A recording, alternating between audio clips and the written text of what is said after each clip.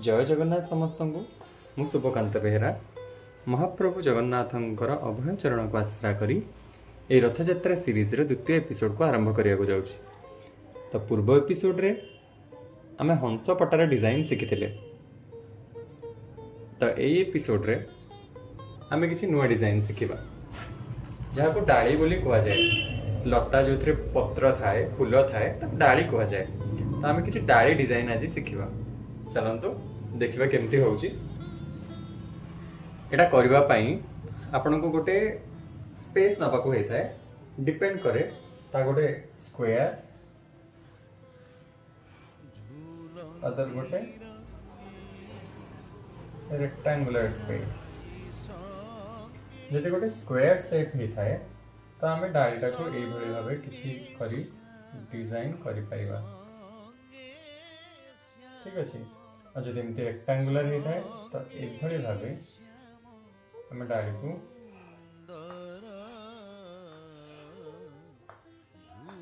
Design कर परिबा। रफली आपन को देखौछि। ठीक अच्छे। चलो एथरा देखिबा।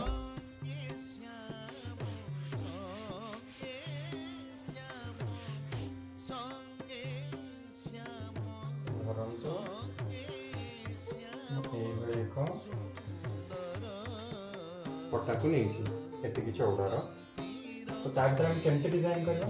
प्रथम एमती कर्व लाइन दबा। ठीक अच्छे। तापरे एठी आम कौन करवा डबल करवा धीरे धीरे करवा।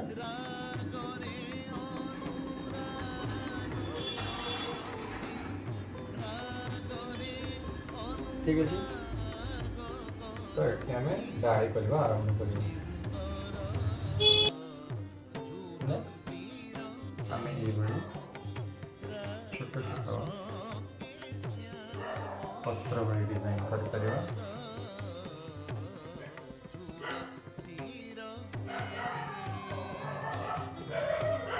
भावे पढ़ी मध्य दे परिबा।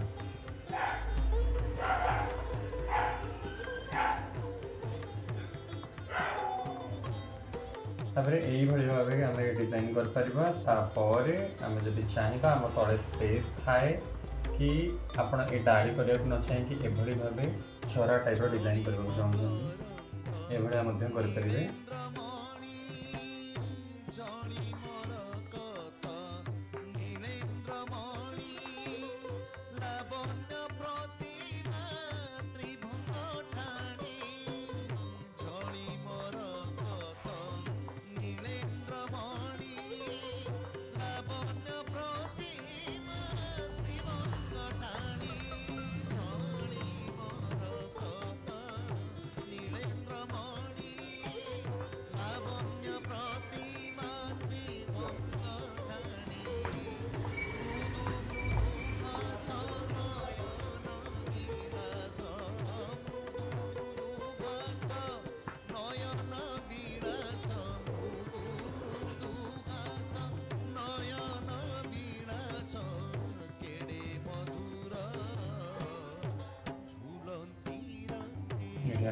सर्कल मध्य दे परिबा।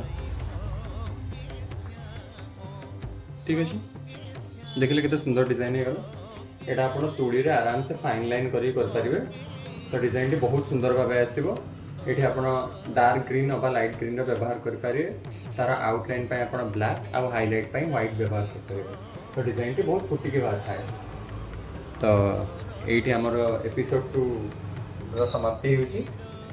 आगामी अध्याय रे देखा हबा।